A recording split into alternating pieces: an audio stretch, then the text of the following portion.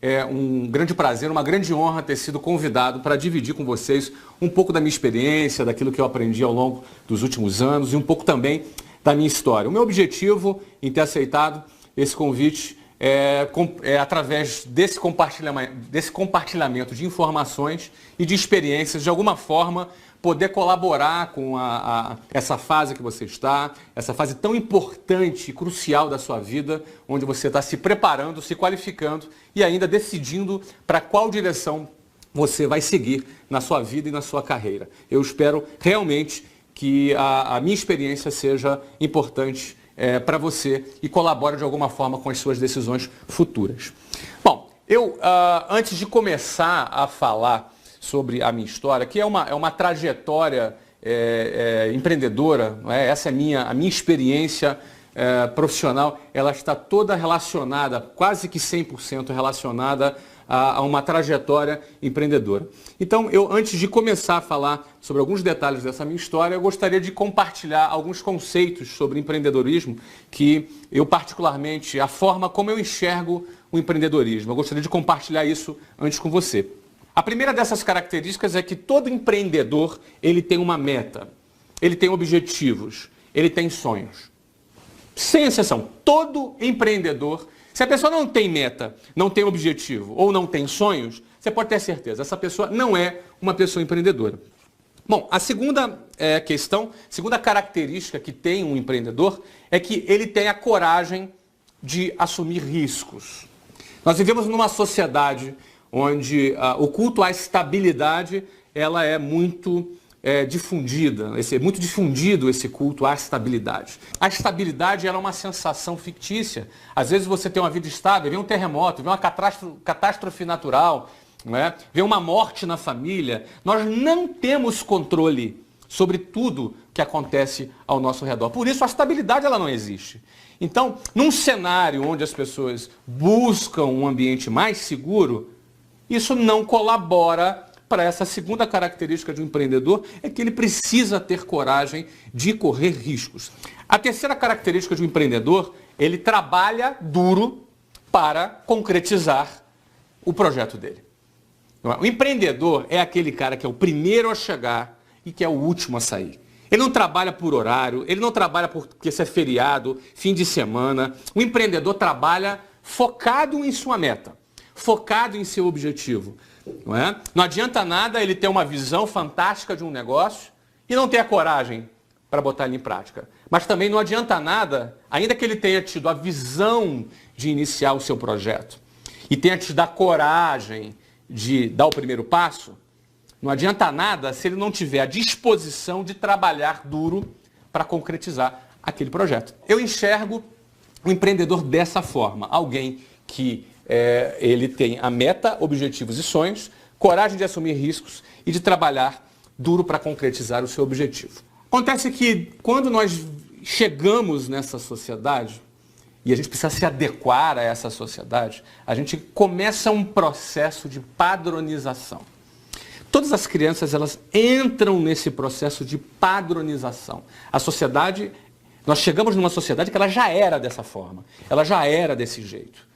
Então a gente precisa se padronizar, entrar dentro dessa caixa, dessa sociedade. Eu considero muito importante a gente ser educado, a gente saber viver em sociedade, a gente saber lidar com várias pessoas, respeitar o espaço das outras pessoas, respeitar as leis. Tudo isso é fundamental.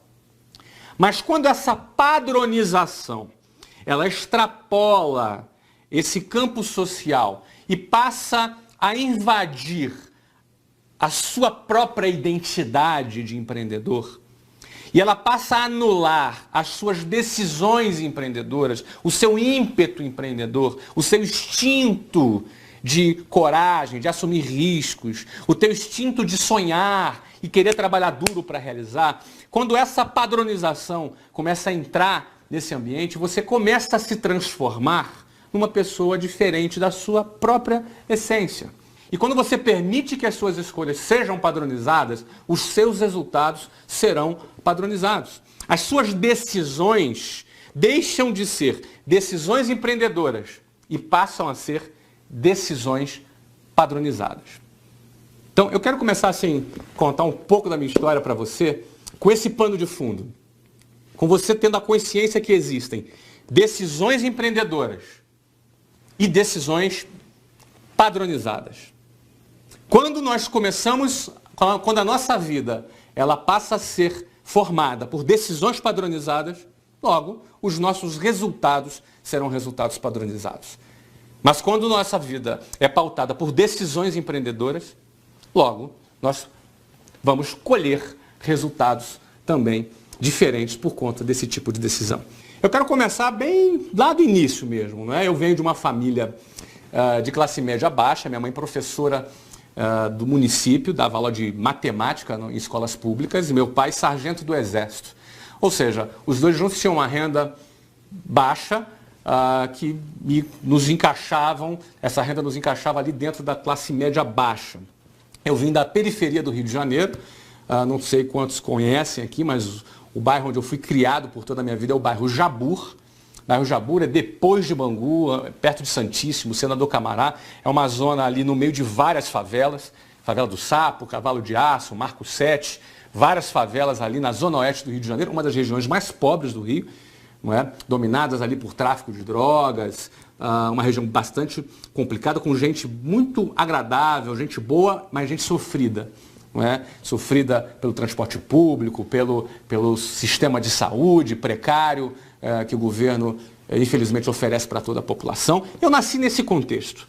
Né? Nasci ali em classe média baixa, num apartamento de aproximadamente 70 metros quadrados. Era meu pai, minha mãe, eu, 2 irmãs e a minha avó. Éramos 6 pessoas ali naquele apartamento do bairro Jabur. Eu sempre estudei em escolas públicas, sempre estudei. Desde a minha primeira série, eu fui estudando até para frente, eu estudei em escolas públicas. E nesse contexto, quando eu estava na 8ª série, a minha mãe me tirou da escola, daquela escola pública, e me matriculou num colégio particular, que a gente considerava ser um colégio mais forte, que me ajudaria a me preparar para um concurso público que eu faria, que eu tinha o desejo de fazer na ocasião, para entrar na Marinha. Não é? Eu quis fazer aqueles concursos para as escolas militares, o Colégio Naval, a EPICAR e a SPSEX. Eu queria ser oficial das Forças Armadas, em especial oficial da Marinha. Essa era uma meta que eu tinha, era um objetivo que eu tinha, era aquilo que eu entendia onde eu poderia ali explorar o meu potencial, onde eu poderia ser bem sucedido, que era uma coisa que eu tinha um desejo muito grande. Eu queria dar certo, não é? Eu entendia que ali seria, para mim, um caminho que eu poderia explorar o meu potencial. Bom, eu fui fazer esse concurso. O concurso, na época, era um concurso bem difícil. Era um concurso que eram cerca de 200 a 300 mil candidatos, alguma coisa assim, para apenas 200 vagas. Ou seja, era um concurso que, por vaga, eram cerca de 1.000 a 1.500 pessoas disputando por vaga. Fui lá eu me preparar para esse concurso. Bom, resultados. Eu não só não passei naquele concurso, como quase fui reprovado na 8ª série, porque era muito mais forte do que aquele conteúdo que eu estava acostumado ao longo da minha vida. Então, ralei ali, consegui passar de ano, pelo menos, mas não consegui ser aprovado. Eu estou contando essa história para você porque esse momento foi um momento muito importante para mim, porque eu tive que tomar uma primeira decisão, e foi uma decisão minha, e eu tive que convencer os meus pais, e que talvez fosse a minha primeira decisão não padronizada. Talvez fosse a minha primeira decisão empreendedora. Embora eu tivesse apenas 13 anos de idade, não tivesse a consciência disso, mas o meu instinto, o meu ímpeto, eu tinha um objetivo. Meu objetivo era ser oficial das Forças Armadas. E estava disposto a trabalhar duro para isso. Mas para isso eu tinha que tomar algumas decisões corajosas. A primeira delas foi quando eu não fui aprovado nesse concurso, eu pedi para os meus pais: olha, eu não quero seguir no ensino médio. Não quero, eu quero parar esse ano. Porque o meu objetivo é entrar nessa escola para ser oficial das Forças Armadas. Para isso, eu teria que fazer o concurso no outro ano. Aquele concurso acontecia uma vez por ano. Então, se eu entrasse já no primeiro ano do ensino médio, eu já estaria deixando de lado aquele meu objetivo. Porque o Colégio Naval ele é equivalente ao ensino médio. Depois tem a Escola Naval, com mais 4 anos, equivalente ao curso superior, e a pessoa sai oficial das Forças Armadas. E era aquilo que eu queria, aquela era a minha decisão, aquele era o meu objetivo. Eu convenci os meus pais a não me matricular no primeiro ano do ensino médio, para que naquele ano eu me dedicasse a estudar mais uma vez para aquele concurso. Né? Eu entendi que se eu me preparasse mais um ano, eu teria muitas chances de conquistar uma daquelas 200 vagas dentre os mais de 200 mil, ou quem sabe 300 mil candidatos. Eu só não me lembro se é 200 ou 300 mil candidatos. Bom, assim foi. Meus pais me deram um voto de confiança, me permitiram que eu fizesse aquilo. Eu me matriculei num curso para me preparar e ralei pra caramba aquele ano. Estudei bastante, estudei como eu não tinha estudado minha vida inteira. Estudei fim de semana, de noite. Eu me superei. Na minha referência, eu acho que eu tinha me superado. Chegou no final do ano, resultado. Qual foi o resultado? Eu não passei de novo. Mais uma vez, eu não passei. Eu fiquei talvez entre os 500 primeiros dos 200 mil, mas isso não era suficiente. Eram apenas 200 vagas. Mais uma vez eu não passei. Eu com 14 anos, eu terminando, não entrei no ensino médio, e com 14 anos eu não fui aprovado. Aconteceu o que talvez muitos temessem. Flávio, mas e se você não passa? Não importa, eu vou me dedicar, eu vou passar. E eu não passei. Eu fracassei mais uma vez naquele ano. Diante daquele resultado, obviamente que nem eu e nem meus pais ficaram satisfeitos, mas ao mesmo tempo meus pais reconheceram bastante o quanto eu me dediquei. Talvez não o suficiente, mas eles viram o quanto, para um garoto de 14 anos de idade, o quanto eu tinha me dedicado ali naquele objetivo, mas eu não fui bem sucedido. Embora, tendo ficado entre os 500 primeiros, já foi um excelente resultado. O que eu fiz no final daquele ano? Eu falei para os meus pais, eu quero fazer mais uma vez, eu vou fazer mais uma vez esse concurso. Eu vou passar, no próximo ano eu vou passar. Ah, mas você pode então, se matricula no primeiro ano do ensino médio e você, em paralelo, você faz o curso e faz o concurso. Porque se você não passa, você tem pelo menos garantido aqui que você está, né, no primeiro ano do ensino médio, para você não atrasar um ano na sua vida. Não é? E o meu conceito era muito certo, eu era muito convicto. Atrasar um ano na minha vida era eu fazer o que eu não quero, porque eu queria atingir aquilo que eu queria. Aquele era a minha meta, era meu objetivo, era meu sonho. Eu passando naquele ano, não faria nenhum sentido aquele ano, eu teria que voltar igual. Não, mas se você não passa? Não, eu não passa, eu vou me dedicar, eu vou pagar o preço que for necessário. Essa foi a minha decisão. Convenci os meus pais, mais uma vez, disso. Convenci os meus pais. E aquele ano eu falei, não, eu vou estudar 2 vezes. O que eu achei que eu estudei muito, então não foi suficiente. Eu vou estudar o dobro, vou estudar mais. Eu vou pegar pesado, eu vou estudar mais. Eu tinha agora 14 anos. E o que aconteceu? Eu comecei aquele ano, aí estudei mais mesmo, estudei fim de semana, estudei mais. E além de ter estudado mais, eu também já tinha avançado, já tinha aprendido, eu já estava mais tarimbado naquele concurso. Bom, o resultado ao final da minha terceira tentativa, não é, com 14 anos, virando o ano que foi 1988, eu entrei no Colégio Naval, fui aprovado nas três provas, fui muito bem classificado e fui aprovado e entrei no Colégio Naval. É fato que hoje eu não sou oficial da Marinha, você já faz ideia que eu não segui a carreira na Marinha. Não é? Eu não me identifiquei, porque na realidade dentro daquele processo eu via que eu precisava ser super padronizado dentro de um outro sistema. E realmente essa coisa de me sentir padronizado instintivamente já não me fazia bem. Eu não me adaptei com a vida militar e acabei saindo. Tive excelentes experiências, tenho grandes amigos na Marinha, mas acabei saindo. Mas o que eu trago daquela situação é que eu, aluno de escola pública, eu, aluno que recebia um conteúdo num nível bem mais baixo que os outros alunos das melhores escolas, me dedicando, ralando, correndo riscos, eu era capaz de atingir um objetivo. Eu tinha metas, objetivos e sonhos, eu tive a coragem de assumir riscos e eu trabalhei duro para concretizar aquele objetivo. Aquele foi o meu primeiro empreendimento ali, eu me entendendo por gente, não é? Não eu como espermatozoide. Ali eu me entendendo por gente, aquele ali foi um grande empreendimento e me trouxe muitos ensinamentos. Eu entendi que eu era capaz de conseguir aquilo que eu queria. O que eu quiser, eu sou capaz. O que eu quiser. O que eu botar na minha cabeça, eu sou capaz de conseguir. O que eu quiser. Agora eu vou ter que ter coragem de correr riscos. E eu tenho que ter disposição para ralar e trabalhar forte. Não é? Então, eu consegui hoje, fazendo essa análise, na época eu não tinha essa análise, mas fazendo hoje essa análise, eu vejo que aquilo foi muito importante para mim. Em especial, quando eu, saindo do Colégio Naval, meu novo objetivo eu gostava muito de matemática, física, exatas, eu tinha um excelente resultado nas provas, eu tinha muita facilidade.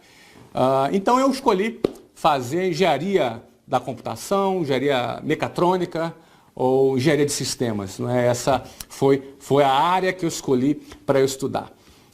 Eu fiz lá para a USP, para mecatrônica, para a Unicamp, para engenharia de computação e na UF, para ciência da computação.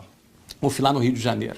Então, assim, eu entendi na época qual é a melhor faculdade que tem. A USP é boa, a Unicamp é boa, e eu não tinha nem hipótese de pagar uma faculdade, minha família não tinha nenhuma condição de pagar a faculdade para mim. Então, eu vou para essas melhores faculdades. Fiz o vestibular no final do terceiro ano, eu saí do Colégio Naval, fiz o vestibular. Foi muito fácil passar em todos os vestibulares, porque eu já estava muito preparado. Toda a preparação que eu fiz para aquele concurso me deu... eu estava preparado o suficiente, passei em todos os vestibulares e estava pronto para ir para a Unicamp, que tinha sido a minha escolha. Eu ia estudar na Unicamp e engenharia de computação. E aí uma história de amor começa. Eu conheci a Luciana, eu tinha 18 anos de idade, e a Luciana tinha 15 anos de idade. Ela era linda. Aliás, ela é até hoje. Eu sou casado com a Luciana até hoje. Vamos fazer agora no final do ano, 21 anos de casados. Mas eu me apaixonei pela Luciana. A primeira menina que eu me apaixonei, e eu falei, não, eu não quero sair do lado dessa menina de jeito nenhum. Eu não vou para São Paulo. Eu não vou para São Paulo, eu não vou para a Unicamp. Aí um monte de gente já me chamou de maluco. Você tá louco, cara, vai para a Unicamp, você passou para lá, vai para lá. Não, eu não vou mais. Não vou para a Unicamp, me apaixonei pela Luciana, é do lado dessa menina que eu quero passar o resto da minha vida. Não é? Então, em 1991, como eu decidi não ir para a Unicamp, a minha decisão então foi ficar no Rio de Janeiro, na UF, estudando ciência da computação. A minha matrícula na UF, ela começaria no segundo semestre de 91. Então eu tinha o primeiro semestre inteiro, que eu não tinha nada para fazer, eu já tinha 19 anos. Eu pensei, pronto, vou arrumar um emprego. Pela primeira vez vou trabalhar, nunca tinha trabalhado. Eu comecei tarde a trabalhar, com 19 anos eu até considero que eu comecei tarde. Mas já falei, olha, eu vou ter uma experiência profissional. Minha faculdade era de manhã, ou seja, eu não tinha a menor possibilidade de trabalhar. Não é? Estudando de manhã, mas até começar a faculdade eu vou arrumar um bico, vou arrumar alguma coisa para eu poder ter pelo menos alguma experiência profissional. Vi um anúncio no jornal e eu falei, cara, tá aqui, ó, esse anúncio eu vou lá. Se eu for selecionado, se eu não for, pelo menos é uma experiência que eu vou ter. Então, assim eu tomei a decisão de buscar o meu primeiro emprego. Não é? E quando eu fui para esse anúncio, acordei lá, 5h30 da manhã, peguei lá o meu 396 lá no ponto final do Jabur, Praça Tiradentes, e o ônibus era lotado de gente, era 2 horas pela Avenida Brasil, 1h30, 2 horas se tivesse trânsito pela Avenida Brasil com ônibus lotados. Lá fui eu para a minha primeira entrevista de emprego. Cheguei lá às 8 horas da manhã. Quando eu cheguei tinha uma fila de umas 200 pessoas na fila. Eu fui ser atendido meio-dia e por uma razão que você não me pergunte qual, eu fui selecionado para participar de um processo seletivo com 40 pessoas. Nesse processo seletivo eu me encantei. Eu conheci a empresa, eu conheci a filosofia da empresa, eu conheci como eles pensavam. Enfim, eu tive um contato com esse ambiente empresarial, eu tive um contato com uma linguagem mais corporativa que eu nunca tinha tido. Até então, eu me media pelas minhas conquistas acadêmicas, eu era inteligente, eu passava no concurso, eu passava no vestibular. Pô, bacana, minha autoestima estava bacana, porque eu me sentia vencendo dentro daquele cenário. Mas quando eu entrei no ambiente corporativo e vi todo aquele cenário, eu falei, opa, existe um mundo aqui que eu não conheço. Existe um mundo que eu não conheço. Naquela empresa existia um plano de carreira, existia um processo meritocrático. O emprego que eu fui buscar era na área comercial, ou seja, o meu trabalho, caso eu fosse contratado, era matricular novos alunos, era trazer novos alunos para a escola, não é? Era vender a ideia daquele curso de inglês para trazer novos alunos para a escola. Não é? E não era lá um trabalho muito recomendado, porque eu não tinha salário fixo, não tinha carteira assinada, eu ganhava comissão. Era essa a minha condição, eu ganhava comissão. Então, você já pode imaginar, não é? Talvez muitas pessoas da minha família, não, isso aqui é uma coisa instável, isso não tem segurança, isso não tem futuro. Não é? Muitos amigos, Flávio, você é um menino inteligente, está vendendo o curso de inglês. Não é? Então eu acabei me envolvendo, eu me apaixonei por aquilo. Gostei de realizar o trabalho e, em especial, eu me apaixonei pelo plano de carreira. O plano de carreira daquela empresa dizia, ó, se você cumprir tal meta, você vai chegar a um determinado cargo, você vai ganhar tanto. Se você cumprir tal meta, você chega a tanto. Eu falei, cara, peraí. Se eu tenho um objetivo, tenho a coragem de assumir e estou disposto a pagar o preço, cara, só depende de mim. Se só depende de mim, eu vou fazer.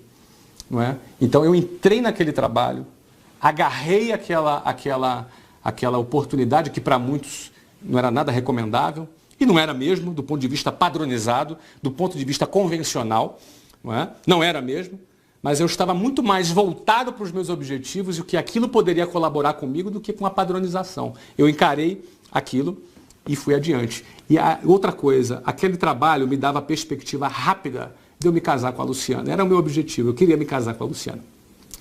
O mais rápido possível. Era o meu objetivo, eu estava apaixonado e eu tinha certeza que eu queria passar o resto da vida do lado dela. O que aconteceu? Eu peguei, comecei a trabalhar, aí trabalhei forte, de manhã, de tarde, de noite, fui cumprindo as metas. Cheguei a gerente em 2 meses e meio. Ou seja, com 2 meses e meio de empresa eu já ganhava, tipo, a moeda de hoje, né? Que na época era cruzeiro, né? Então a moeda de hoje, tipo, uns R$2.000. Eu tinha 19 anos de idade. Não é? Fui trabalhando, fui transferido para a Venezuela, naquela empresa. Voltei para o Brasil, cheguei a um cargo de diretor. Aos 20 anos, eu tinha 20 anos e a Luciana 17 anos, eu me casei com a Luciana. Eu tinha 20 anos e a Luciana 17 anos. Muitos me chamaram de louco, de maluco, você tem que aproveitar a vida. Eu respeito, né? Eu acho que cada pessoa, eu respeito a decisão de cada pessoa. Mas para mim, aproveitar a vida era estar do lado da Luciana. Para mim, aproveitar a vida era construir a minha família, era construir a minha história. Essa era a minha forma de ver. Eu não queria estar padronizado, que não, tem que aproveitar a vida, tem que, enfim. Eu queria, era aquilo que eu escolhi para mim. Eu encontrei a pessoa certa e eu queria me casar com aquela pessoa. E me casei aos 20 anos de idade e ela com 17 anos. Aos 23 anos de idade, eu já ocupava um cargo de diretor e já ganhava um bom salário. Talvez eu ganhasse equivalente a uns R$15.000 hoje. Não é? Eu com 23 anos, a Luciana 20 anos. Luciana trabalhava na administração, ganhava mais uns R$2.000. Então talvez nós dois juntos já tivéssemos um equivalente a uma renda de R$17.000. Eu tinha 23 anos e ela 21 anos. É óbvio que no meio desse período eu já não tinha mais nenhum interesse na área de tecnologia, na área de ciência da computação. Minha faculdade ficou trancada lá. E eu fiquei dedicado 100% ao meu projeto. Só que com 23 anos, ainda que eu estivesse já ganhando esse salário, que era um bom salário, é um bom salário hoje, imagina na época, não é? Que já era um bom salário, eu já tinha uma vida mais estabilizada, eu já tinha um bom carro, não morava mais no bairro Jabu, morava já na zona sul do Rio de Janeiro, mais perto do trabalho. Ou seja, aos olhos convencionais, eu estava estabilizado, eu já estava numa situação melhor. Inclusive, muitas daquelas pessoas que no início me criticavam, que achavam que era loucura, que sai desse negócio, isso não tem futuro, já passavam ali. Eu já tinha 23 anos, casado, ganhando esse valor aí que eu falei para vocês, eu já passava já mais ser respeitado, mais bem tratado, as pessoas, realmente, né? Alguns até falavam, olha, eu sempre acreditei em você, eu falei, tá bom, não é? Então é sempre assim, não é? Mas uma decisão padronizada nesse momento seria o quê? Não, agora eu conquistei esse patamar, beleza, eu vou agora aqui manter aqui, né, minha situação. Não foi isso que eu fiz, não foi isso que eu fiz. Eu enxerguei que aquela empresa tinha algumas falhas, eu enxerguei que o produto dali tinha as suas limitações, não é? E percebi também que eles estavam tendo um resultado financeiro muito alto e não estavam dispostos a investir naquele processo. Além de eu achar que aquilo comprometia o futuro daquela empresa, comprometeria também o meu futuro. Então, a minha decisão foi simples, eu pedi demissão. Eu saí daquela empresa depois de trabalhar quase 4 anos, ganhando muito bem, não é, para abrir o meu próprio negócio. Então, no dia 3 de abril de 1995, a primeira unidade, a primeira escola da WhatsApp foi inaugurada no centro do Rio de Janeiro, na Rua da Alfândega, na esquina, com a Avenida Rio Branco. Foi a minha primeira empresa, a WhatsApp, que hoje acabou se tornando líder no setor de ensino de inglês para adultos, mas na época eu tinha 23 anos de idade, a Luciana tinha 20 anos de idade, e nós fundamos aquela empresa, que aquilo ali passou a ser a nossa meta, nosso objetivo e nosso sonho, que era criar a maior rede de ensino de línguas do Brasil para adultos. Essa era a nossa meta, não é? Então, nós, e além dessa ser a nossa meta, nós tivemos a coragem de pedir demissão e sair daquela empresa, sem nenhuma garantia. Simplesmente nós pedimos demissão e saímos. Nós já éramos casados, tínhamos aluguel para pagar, tínhamos contas para pagar, tínhamos responsabilidades para pagar, mas nós tínhamos uma meta, um objetivo e um sonho e reorganizamos a nossa vida, reduzimos nossas despesas, peguei meu carro bacana, vendi, peguei um carro mais simples, não é? Então, reorganizamos a nossa vida para iniciar um novo projeto. Nós tivemos a coragem de iniciar esse novo projeto e eu me dispus a ralar, a trabalhar da mesma maneira que eu estudei para passar naquele concurso quando eu tinha entre 13 e 15 anos de idade. Era a mesma coisa, era o mesmo DNA, era o mesmo conceito. E eu acreditava que eu era capaz de fazer. Não é? Podia estar tudo errado. Eu podia me endividar todo. Podia. Não tinha nenhuma garantia. Mas eu planejei e nós tivemos a coragem de meter a mão na massa. Eu digo isso porque para montar uma escola, naquela época, você precisaria de uns 180 a 200 mil reais. Eu não tinha esse dinheiro. Nem meus pais poderiam me ajudar, porque meus pais não tinham a menor condição. O apartamento que eles moravam custavam cerca de 30 mil reais. Ou seja, praticamente não garantia nenhum aluguel. Não é? Então, eu tinha ali um desafio pela frente. Em primeiro lugar, eu tinha que alugar um imóvel. E o imóvel para uma escola, eu precisaria de pelo menos uns 400 metros quadrados bem localizados. Nós alugamos um imóvel na Avenida Rio Branco, ali na esquina na Rua da Alfândega, esquina com a Rio Branco, de 437 metros quadrados. Eu tinha que achar um louco que ao ouvir a minha história de um moleque de 23 anos de idade, que o cara acreditasse e alugasse o imóvel para mim. Você sabe que isso não é fácil. Até para você alugar um apartamentozinho pequenininho, te pedem trilhões de garantias. Eu levei muitos nãos. Levei não a imóveis, imobiliárias, que não deram nem atenção para mim. Até que eu achei um maluco, um louco, que ouviu a minha história, acreditou e alugou o imóvel para mim. Eu tinha um amigo que ia ser meu sócio e tudo que ele tinha que fazer era vender um Voyage, na época ele tinha um Voyage 86, era um carro já velhinho já, para ser o meu sócio. Uma semana antes ele amarelou, ficou com medo de perder o Voyage dele. Ele amarelou e falou, Flávio, não vai dar, saiu fora, eu fiquei sem dinheiro e agora o que eu vou fazer? Fui lá conseguir 20 mil reais, 10 mil no meu e 10 mil no da Luciana. 20 mil reais no cheque especial, pagando 12% de juros ao mês. Isso não é nada que eu recomende para ninguém, mas foi o recurso que eu tive para poder iniciar o meu negócio. E é óbvio, 20 mil reais não era suficiente, né? Porque logo no outro mês tinha que pagar salário, logo no outro mês tinha que pagar aluguel, tinha que pagar energia, todas as despesas, não é? De 20 funcionários que inicialmente a escola teve. E aí, o que contou? O meu trabalho e a disposição de trabalhar. A gente tinha que vender, a gente tinha que captar novos alunos, a gente tinha que prospectar novos alunos. Né? Com o dinheiro da matrícula, com o dinheiro das mensalidades, eu tinha que pagar todos os meus compromissos. Aí, e se não captasse aluno? E se não tivesse dinheiro? Não tinha dinheiro para pagar? Simples assim. Mas na minha cabeça não existia essa possibilidade. Pode parecer estranho para você, mas eu já trabalhava há 4 anos nesse trabalho de prospecção de novos alunos. Eu estava bastante confiante que eu era capaz de fazer isso. E nós fizemos. Nós colocamos mais de 1.000 alunos na primeira escola, né, que foi mais do que suficiente para poder a gente pagar todos os nossos compromissos e ainda aos 9 meses, maio, junho, julho, agosto, setembro, outubro, novembro, dezembro, 8 meses. 8 meses mais tarde eu abri a segunda escola. Nós abrimos a segunda escola em São Paulo, dessa vez na Avenida Paulista, um dos metros quadrados mais caros do Brasil.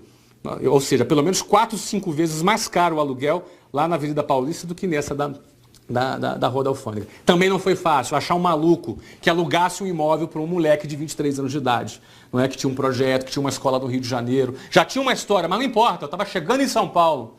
E a gente escolheu a Avenida Paulista porque ali estava o nosso público, público adulto. Pessoas que precisavam aprender inglês mais rápido, por razões profissionais. Era naquele ponto que a gente queria. Foi ali que a gente planejou. Encontramos um outro louco, alugou um imóvel para nós e botamos mais de 1.500 alunos no primeiro ano. E essa escola foi uma das escolas que gerou mais receita para a nossa rede.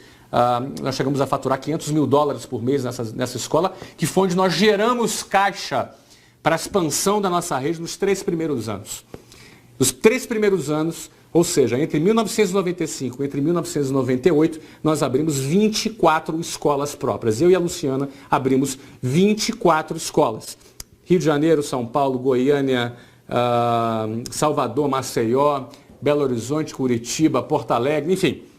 Não é? Eram 24 escolas localizadas nas principais capitais do Brasil nos 3 primeiros anos de nossa empresa. Ou seja, foi um crescimento meteórico, rápido, um sucesso metodológico, porque nós trouxemos para o mercado um conceito de inglês para adultos. Naquela ocasião, as escolas de inglês eram muito focadas para crianças e adolescentes e a gente revolucionou, a gente pensou fora da caixinha e criou um modelo de ensino voltado para o público adulto que desse à pessoa um resultado mais rápido. Porque o adulto não quer ser professor de inglês, então ele não precisava ficar 7 anos, 10 anos estudando inglês. Ele queria falar, conversar, se comunicar, que essa é a proposta que a WhatsApp tem e por isso que ela hoje matricula um novo aluno a cada 5 minutos. Hoje é matriculado na WhatsApp. E nos anos de 2009 e até 2012, não é? A WhatsApp abriu uma nova escola a cada 2 dias. Então essa é a história da WhatsApp, essa é a história dessa primeira empresa que eu fundei. Com base em uma série de decisões que não eram padronizadas. Não era padronizado eu largar minha faculdade em Campinas para ficar no Rio, não era padronizado eu trancá-la para poder me dedicar a vender curso de inglês, aí eu me casar com 20 anos, aí eu abri uma escola deixando um salário de R$15 mil. Não era padronizado a gente partir para abrir 24 escolas em 3 anos, ou seja, uma nova escola a cada 45 dias. Não é? Eu acredito que entre decisões empreendedoras e decisões padronizadas, a escolha entre esses 2 tipos de decisões é que vão definir que tipo de empreendedor nós vamos ser. Porque eu já te falei, empreendedor todos nós somos. Todos nós somos empreendedores. Mas se nós vamos mais longe ou se nós não vamos tão longe assim, vai ser resultado do tipo de decisão. Se é uma decisão empreendedora ou se é uma decisão padronizada. Não é? A WhatsApp foi vendida agora, no mês de abril de 2013 para Abril Educação, numa transação bilionária. Né? Isso é uma coisa pública, saiu em vários jornais, saiu em várias revistas. Não é? A concretização desse negócio, a realização do lucro desse negócio foi feita após 18 anos, não é? Entre 1995 e 2013. 18 anos mais tarde, a WhatsApp e todo o grupo Omets, que foi o grupo de empresas que eu dirigi e fundei, que a WhatsApp é apenas uma dessas empresas, talvez a mais famosa, que se tornou mais conhecida, não é? Mas esse grupo foi vendido, incorporado pelo Grupo Abril, que para um empreendedor, quando a sua empresa ela é vendida, é porque o mercado passou a ver valor nessa empresa. Ou seja, o ápice da realização de um empreendedor é quando ele cria um negócio e aquele negócio despertou o interesse do mercado e ele é vendido. Eu hoje tenho 41 anos de idade, finalizei esse ciclo ali com as empresas relacionadas à educação de línguas, escolas de línguas, não é? E agora? Eu tenho 41 anos, então agora é hora da gente dar um tempo, vamos agora acalmar, vamos passear, quem sabe me aposentar. O que vocês acham? Tem uma outra coisa, empreendedor nunca se aposenta. Empreendedor é um cara que gosta de viver, gosta de realizar, entendeu? Ele não trabalha simplesmente por dinheiro, até porque já faz muito tempo, desde quando já a nossa empresa estava em desenvolvimento, não era já por razões financeiras, não é? Eu particularmente gosto muito de lidar com jovens, gosto muito de lidar com pessoas e acredito que a nossa experiência e o que a gente já viveu pode ajudar e colaborar com muitas pessoas. Então, não faz sentido agora para mim eu me aposentar. Então, eu já estou envolvido aí com alguns empreendimentos. Né? Um deles, em 2009, nesse período, né, eu morei, além de ter morado na Venezuela e no Brasil, eu morei na Austrália também, morei nos Estados Unidos, Barcelona, e hoje eu moro em Londres. E desde Londres, de lá de Londres, eu comando os novos negócios que eu acabei me envolvendo nos Estados Unidos e no Brasil. Nos Estados Unidos, eu comprei um time de futebol. Não é? Eu gosto bastante de futebol, como todo brasileiro, e Orlando City Soccer. Se você quiser entrar lá no Facebook, conhecer, seguir a nossa página, nós estamos agora negociando a nossa entrada na MLS, Major League Soccer, que é a primeira divisão do futebol nos Estados Unidos. Eu falo futebol, é soccer, o futebol mesmo, o nosso futebol. Não é? Talvez muitos pensassem, nossa, o cara vai investir em futebol nos Estados Unidos, onde o mercado não é tão desenvolvido. Bom, pois é lá mesmo que o empreendedor quer investir. É lá mesmo onde o esporte não é desenvolvido, onde o empreendedor ele quer entrar. Lá nos Estados Unidos, um clube é uma empresa. Então, assim, muitas vezes me perguntam, cara, tu é flamenguista, por que você não investe no Flamengo? Eu não posso comprar o Flamengo, não é? O Flamengo é um clube, lá nos Estados Unidos os clubes são empresas. Então eu comprei um clube de futebol, nós estamos entrando na primeira divisão do futebol lá nos Estados Unidos em 2015. Vamos levar uma grande estrela brasileira para jogar, não é? E minha meta nesse clube, meu objetivo, o meu sonho é construir uma marca global de futebol. Assim como Manchester City, assim como Chelsea, assim como, enfim, como Flamengo, como Corinthians, como, enfim. Não é? Nós vamos construir uma marca global de futebol e onde dentro de um mercado onde atualmente, só para você ter ideia, os torneios nos Estados Unidos já têm 50% mais público do que o Brasil. Pra você ter ideia, a média do campeonato carioca nos estádios é de 2.300 torcedores por jogo. A média do campeonato paulista é de 5.000 torcedores por jogo. A média do campeonato brasileiro, que é o principal campeonato no Brasil, é de 12.000 torcedores por jogo. É óbvio que tem jogos com 50.000, mas na média, 12.000 torcedores por jogo. Lá no Brasil, aqui só para você ter ideia, lá nos Estados Unidos, a MLS tem uma média de 18.500 torcedores por jogo. Ou seja, a média de público nos Estados Unidos já é 50% maior do que aqui, no país do futebol, do Campeonato Brasileiro. 3,5 vezes maior do que o Campeonato Paulista, 9 vezes maior do que o Campeonato Carioca. Então, o futebol nos Estados Unidos está explodindo. Nós entramos agora no futebol e minha meta com esse clube é criar uma marca global de futebol. Recentemente fizemos um amistoso com o atual campeão brasileiro, o Fluminense. Foi transmitido ao vivo aqui pela Sport TV no Brasil. Quase a gente ganhou. A gente perdeu o jogo por 4-3 para o Fluminense. Foi um jogo bastante interessante. Esse é um dos empreendimentos que eu estou envolvido. Um segundo empreendimento que eu estou envolvido é o Geração de Valor. Talvez alguns conheçam, talvez outros não conheçam. Eu convido a você para visitar canal Geração de Valor no Facebook, facebook.com/canal Geração de Valor. Eu diariamente atualizo esse perfil. Eu pessoalmente tenho esse perfil com a finalidade de compartilhar minhas experiências, compartilhar conhecimento, encorajar e desafiar pessoas a acreditarem no seu potencial e a empreenderem. Só para você ter ideia, nesses últimos 24 meses eu fundei esse canal, criei esse perfil e comecei a escrever.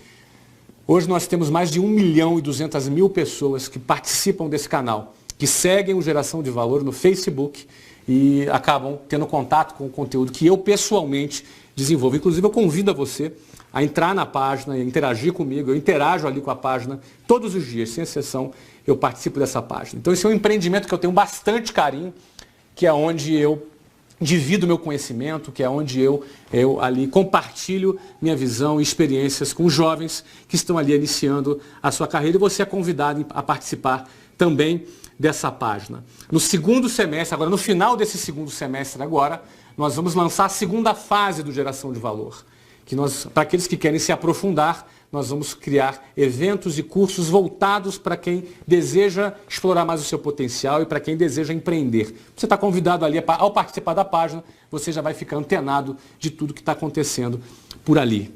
Não é? E tem mais novidades, tem mais coisas que eu ainda não anunciei e que em breve vou anunciar a respeito dos meus novos empreendimentos. Mas o que eu quero deixar aqui registrado para você é que eu venho de família de classe média baixa, eu venho de escolas públicas, tá? Eu não tenho QI, quem me indique, eu nunca tive nenhum favorecimento, nunca fiz negócios com o governo, aliás, não quero, nunca fiz, nunca pretendo fazer negócios com o governo, não é?